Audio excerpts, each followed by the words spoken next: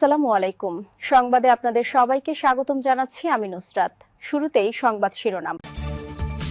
তারেক রহমান দেশে এলেই গ্রেপ্তার, ২৫ ডিসেম্বর ঘিরে তোলপাড় রাজনীতি। শুনছিলেন সংবাদ শিরোনাম, এখন বিস্তারিত। তার আগে হৃদয় ছুঁয়ে যাওয়া একটি আবেদন। যদি হাদি নামটি আপনার বুকের ভেতরটা কাঁপিয়ে দেয়, যদি দিনের আলোতে জনসম্মুখে গুলিবিদ্ধ হওয়ার সেই মুহূর্ত আপনাকে নীরব করে দেয়, তাহলে আজ চুপ থাকবেন না। একটি ছোট্ট শব্দ লিখুন কমেন্টে, হাদির ওপর হামলার বিচার চাই। আর দুহাত তুলে দোয়া করুন, হে আল্লাহ, তুমি হাদিকে জান্নাতুল ফিরদাউস দান করো। তার শোকাহত পরিবারকে দাও অসীম ধৈর্য, ভাঙা হৃদয়গুলোকে শক্ত করে ধরার তৌফিক দাও।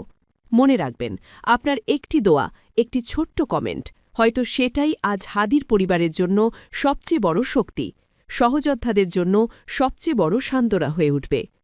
আর যদি সত্যি আপনি অন্যায়ের বিরুদ্ধে দাঁড়াতে চান, যদি চান এই রক্ত যেন বৃথা না যায়, তাহলে এখনই আমাদের চ্যানেলটি সাবস্ক্রাইব করুন, ভিডিওটি শেয়ার করুন, যাতে এই হামলা চাপা না পারে, যাতে অপরাধীরা আড়ালে লুকোতে না পারে, যাতে একদিন তারা আইনের কাঠগড়ায় দাঁড়াতে বাধ্য হয়। চলুন বেশি কথা না বাড়িয়ে বিস্তারিত জেনে নিই। প্রায় দেড় যুগ লন্ডনে নির্বাসিত জীবন শেষে ২৫ ডিসেম্বর দেশে ফিরছেন বিএনপির ভারপ্রাপ্ত চেয়ারম্যান তারেক রহমান। দীর্ঘদিনের অপেক্ষা, জল্পনা কল্পনা ও নানা সীমাবদ্ধতা কাটিয়ে তার এই প্রত্যাবর্তনকে ঘিরে দেশের রাজনীতিতে নতুন গতি সৃষ্টি হয়েছে। তবে তার সামনে নানা চ্যালেঞ্জও রয়েছে, বিশেষ করে নির্বাচনের আগে এবং ভোটে জয়লাভ করলে সরকার গঠনের পরও বিএনপিকে নানা চ্যালেঞ্জ মোকাবিলা করতে হবে বলে বিশ্লেষকরা মনে করছেন। তাদের মতে মনোনয়নকে কেন্দ্র করে বিভিন্ন জায়গায় কোন্দল নিরসন এবং নিরাপত্তা বজায় রাখার পাশাপাশি অন্যান্য দলের সঙ্গে বিএনপির সংঘাতপূর্ণ পরিস্থিতি মোকাবিলা করতে হবে। এছাড়া মব ভায়োলেন্স ও পতিত আওয়ামী লীগ সহ একটি গোষ্ঠীর নির্বাচন বানচালের ষড়যন্ত্র মোকাবিলাও বড় চ্যালেঞ্জ হয়ে দাঁড়াতে পারে। আবার জনগণের ভোটে জয়লাভ করে সরকার গঠন করলে ধ্বংস হয়ে যাওয়া রাষ্ট্রের বিভিন্ন প্রতিষ্ঠান সঠিকভাবে মেরামত করে শক্তিশালী করা, আইনের শাসন প্রতিষ্ঠা, গণমাধ্যমের মত প্রকাশের স্বাধীনতা সহ মানুষের মৌলিক অধিকার ফিরিয়ে দেওয়া হবে আরও বড় চ্যালেঞ্জ।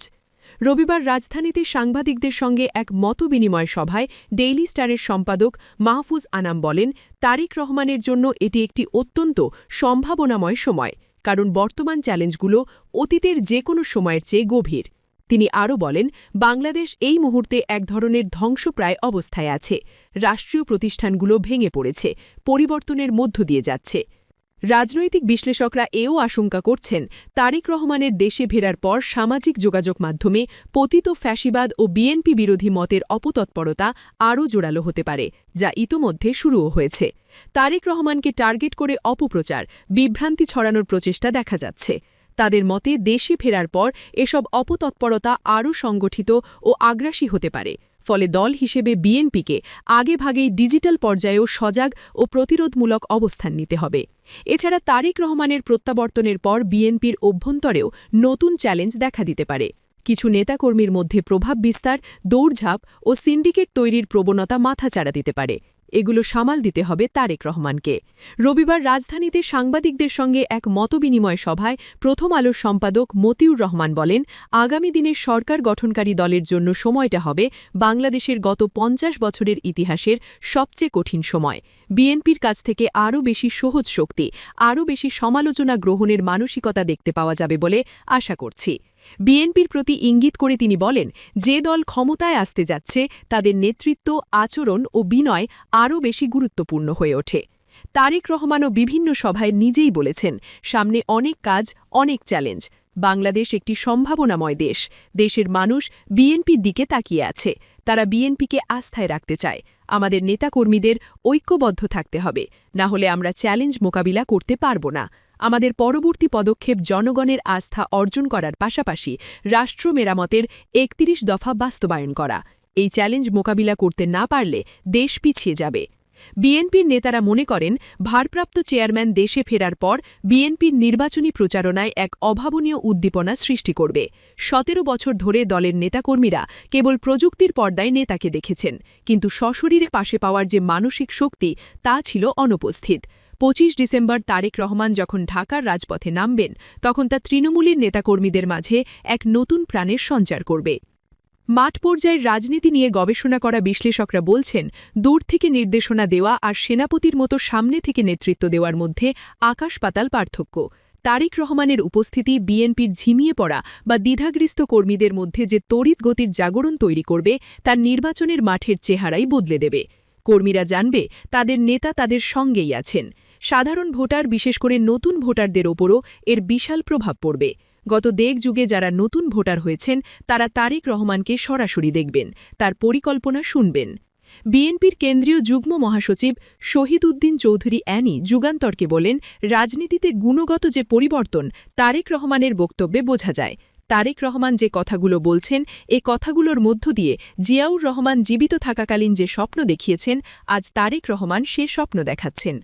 বিশ্লেষকরা মনে করেন, সিদ্ধান্তহীনতায় থাকা ভোটাররা সাধারণত বিজয়ী দলের দিকেই ঝুঁকতে পছন্দ করেন। তারেক রহমানের নির্বাচন কেন্দ্রিক কর্মকাণ্ড দেখে এই নীরব ভোটারদের ভোটের স্রোত ধানের শীষের দিকেই ধাবিত হতে পারে।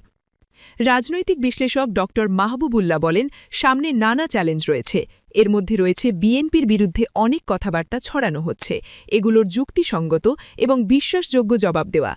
নির্বাচনের মনোনয়নকে কেন্দ্র করে নানা জায়গায় গোলযোগ হচ্ছে, প্রতিবাদ হচ্ছে, তা শান্ত করা। সব পার্টিকে ঐক্যবদ্ধ করে নির্বাচনের জন্য প্রস্তুতি নেওয়া। সমর্থক ও জনগণকে আশ্বস্ত করা যে জিয়াউর রহমান ও খালেদা জিয়ার পদ থেকে বিএনপি বিচ্যুত হয়নি। এরপর দেশের আইন শৃঙ্খলা পরিস্থিতি খুবই অস্থির অবস্থায় আছে। এই অস্থিরতার মধ্যে তার ব্যক্তিগত নিরাপত্তা, দলের অন্যান্য নেতার নিরাপত্তা, সার্বিকভাবে দেশের নিরাপত্তা কিভাবে নিশ্চিত করা যায়, এর জন্য প্রয়োজনীয় পদক্ষেপ নেওয়া। তিনি আরও বলেন, ৫ই আগস্টের পরপর যে ঐক্য ছিল, সেই ঐক্যে এখন ফাটল ধরেছে। সেই ঐক্য আবার ফিরিয়ে আনতে হবে, যাতে বাংলাদেশ যে কোনো বহিঃশক্তির হস্তক্ষেপ, আগ্রাসন ইত্যাদি মোকাবিলা করতে পারে। সার্বিকভাবে জাতীয় ঐক্য বজায় রেখে বাংলাদেশকে এগিয়ে নিয়ে যাওয়া। দক্ষিণ পূর্ব এশিয়ার ইতিহাস বিষয়ে গবেষক আলতাফ পারভেজ বলেন, বাংলাদেশকে ঘিরে একটা অভ্যন্তরীণ ও আন্তর্জাতিক চক্রান্ত ইতোমধ্যে স্পষ্ট। একটা ফেল স্টেট বানানোর অপচেষ্টা আছে। নির্বাচনে জেতার আগেই তারেক রহমানের একটা দায়িত্ব ফেল স্টেটের ষড়যন্ত্র থেকে বাংলাদেশকে রক্ষা করা। আসলে বাংলাদেশের যে কোনো রাজনৈতিক দেশপ্রেমিক মানুষেরই এটা কর্তব্য। তিনি যেহেতু সবচেয়ে গুরুত্বপূর্ণ একটি দলের শীর্ষ নেতা, ফলে তার দায়িত্ব অন্যান্যদের চেয়ে বেশি। এই মুহূর্তে এটাই প্রধান চ্যালেঞ্জ। তিনি বলেন, বাংলাদেশে যদি একটা সুষ্ঠু নির্বাচনও হয়, পরদিন থেকে এখানে রাজনৈতিক পরিস্থিতি উত্তপ্তই থাকবে, যা হবে অনেক কারণে। একটা কারণ হল আওয়ামী লীগ এই নির্বাচনে অংশগ্রহণ করতে পারছে না, ফলে ওরা রাজনীতিতে ফেরার চেষ্টা করবে। তারপর এখানে ইতোমধ্যে একটা দক্ষিণপন্থী রাজনীতির উত্থান হয়ে গেছে। তারা তো আর নির্বাচনপন্থী নয়, তাদের ক্ষমতায় যাওয়ার আলাদা একটা ধরন আছে। তারাও চাইবে তাদের রাজনীতি নিয়ে ক্ষমতায় যেতে। একদিকে আওয়ামী লীগের উত্থান বা ফিরে আসার চেষ্টা, আরেকদিকে দক্ষিণপন্থীদের উত্থান। এই দুটো তারেক রহমানের মানে পরবর্তী সরকারের জন্য একটা চ্যালেঞ্জ। তিনি আরও বলেন, নির্বাচনের আগে সবচেয়ে গুরুত্বপূর্ণ চ্যালেঞ্জ হল, এক মহল তো স্পষ্টই চেষ্টা করছে যে কোনোভাবে নির্বাচনকে বানচাল করতে এবং বিএনপিকে যেন ঠেকানো যায়। সেটা তারেক রহমানের ব্যক্তিগত এবং দলীয় চ্যালেঞ্জ। এখন এই চ্যালেঞ্জ মোকাবিলা করতে হলে তারেক রহমানের অবশ্যই একটা দক্ষ ও দেশপ্রেমিক মধ্যপন্থী রাজনৈতিক টিম দরকার। আবার কূটনীতির ক্ষেত্রেও একটা নিরপেক্ষ অবস্থান নেওয়া উচিত হবে। সবার সঙ্গে ভালো সম্পর্ক, আমরা কাউকে শত্রু বানাবো না, এই পলিসিতে ফিরে যেতে হবে।